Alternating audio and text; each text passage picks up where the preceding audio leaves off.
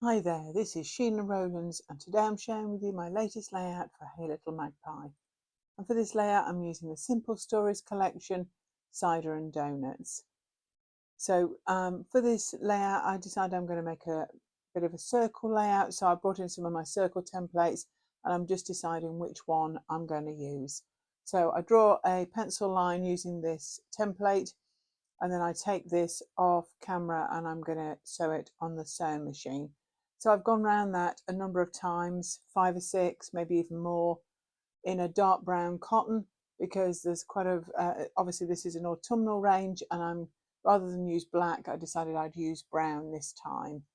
I've got a photo there of myself that I'm going to use on the bottom right hand side of this circle, and I'm just having a look through all the ephemera. I do pick out some papers from the 6x8 pad, but I don't actually use them. I use mainly ephemera and a journaling spot from this 6x8 paper um, as to hold my journaling.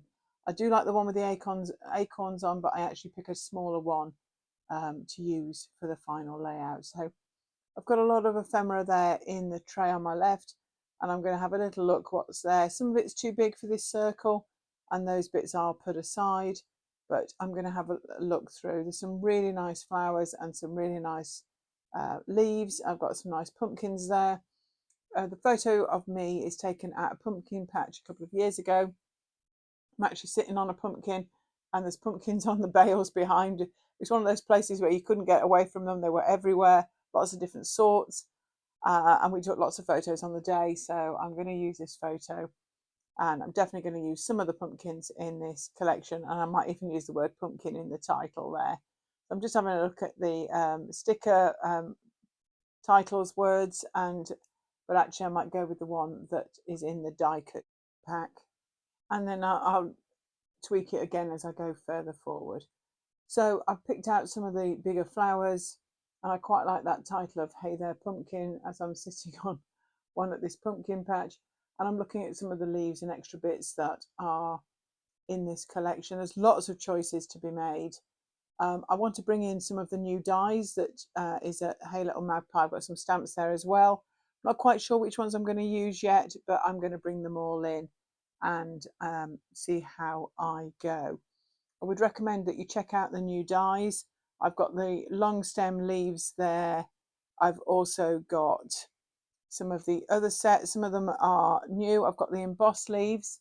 I think I've got lavender, and there's some others. I'll come back to those later. So off camera, I've cut them all out of just cardstock. I keep all my cardstock by colour, as I showed you in the bags there. Yellow, oranges and browns together, different greens together, blues, and then pinks and reds. And I've cut a selection, and I think these are absolutely perfect to pop around the florals that are in this collection. So I've got as I say, the long stem leaves that I've got cut there. There's like a solid one, and then there's one that's got the holes in the actual leaf itself. I've got the embossed leaves. They're really nice. You'll see those in the close-ups and the way that looks. I've also used the long stem lavender, and officially the one with the little dots in is also called the cow parsley. So I recommend that you check these dies out online. They look so much different when they're cut out of just cardstock, and they're great for tucking in and just adding a little bit of depth to your florals. I've tried to pick complementary colours from the plain cardstock. So I've got like a light tealy colour there. I've got like a mustardy cardstock, and then I've got like a pinky colour too, and a couple of shades of green, and I've also got a dark brown, but I'm not sure that makes the final cut. But I've tried to use the chipboard there on my right as my colour reference, and it's not taken much cardstock to actually cut out some of the leaves. So I do keep any sort of bits of cardstock so that I can use them for die cutting. I think it's perfect, and these dies are really good. You get a really good cut, and also when later on when you see in the peaks the embossed, you can see the lines that it actually puts on the leaves as well. So I would really recommend those dies. So I decide I want to add a little bit of mixed media to the background.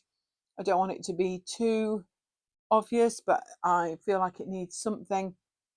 So I've got some distress oxides there on the left, and with a little bit of water I'm going to add some splatters around the circle.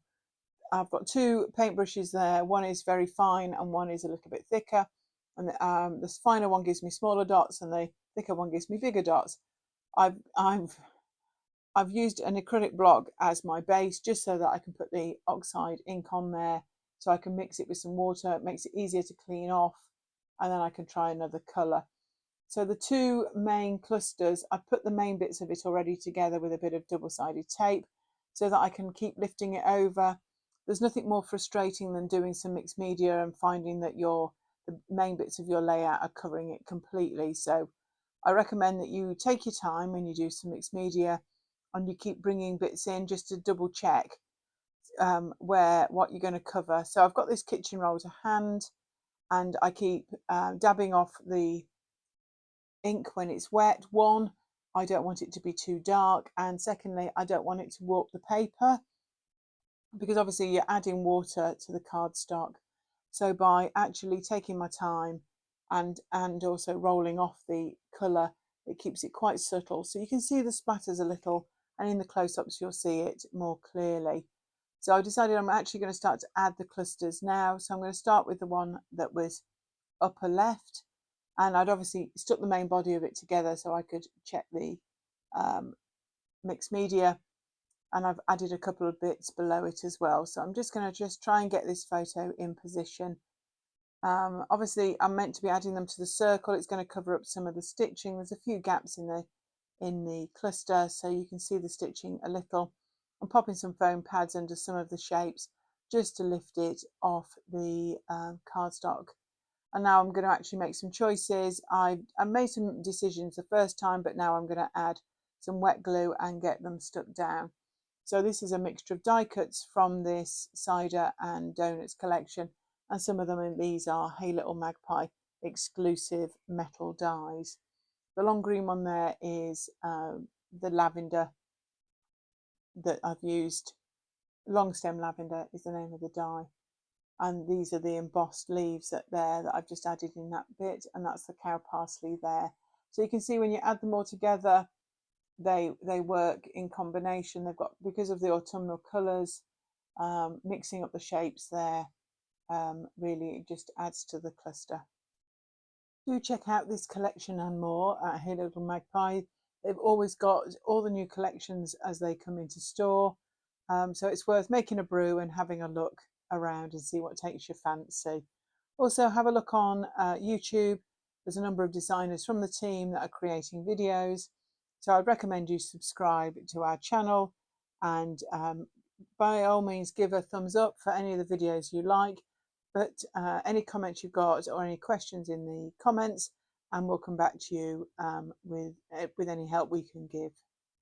If you've watched me before, you'll know that it takes me a bit to commit to sticking things down. So I'd laid it out, so I'd got an idea. I am changing it up a little bit now that I'm sticking it down. I'm adding a flower in the middle of the pumpkins where I had an acorn before, because I was just trying to weigh up the shape. And now that I've come to commit with some glue and some foam pads, I'm changing it up a little. But I'm happy with the way that it's going. I'm adding some dimension as I go with the foam. I'm cutting them up just to add some little pieces behind some of the die cuts. Now just adding just the last few finishing touches. I've got the wet glue out, and I'm just going to see if there's any bits I want to tuck in, any gaps that I've got. So that's the dimension there. I've brought in some dark brown thread, and I'm going to actually add some like tendrils to the pumpkins. So it's going to take me a little bit of time, but I'm actually going to knot them around the stems of the die cuts, and then I'm going to weave them either side at different lengths to just add a little bit of motion around the pumpkins there. I might need to bring in some wet glue so I can actually stick those down and keep them in one place, but it's not waxed thread, so it's not bending particularly well, but I will be able to manipulate it with a bit of wet glue, and I'm going to add a little bit at the top as well in the tag. So that's all the dimension there. Thank you so much for watching. Here's the finished layout, and the close-ups too, where you'll get to see the splatters and the die cuts in all their glory. Thank you so much for watching. Give us a thumbs up. Any comments, we'll do our best to answer any questions that you've got. Subscribe to our channel, and we hope to see you here again real soon. Bye for now.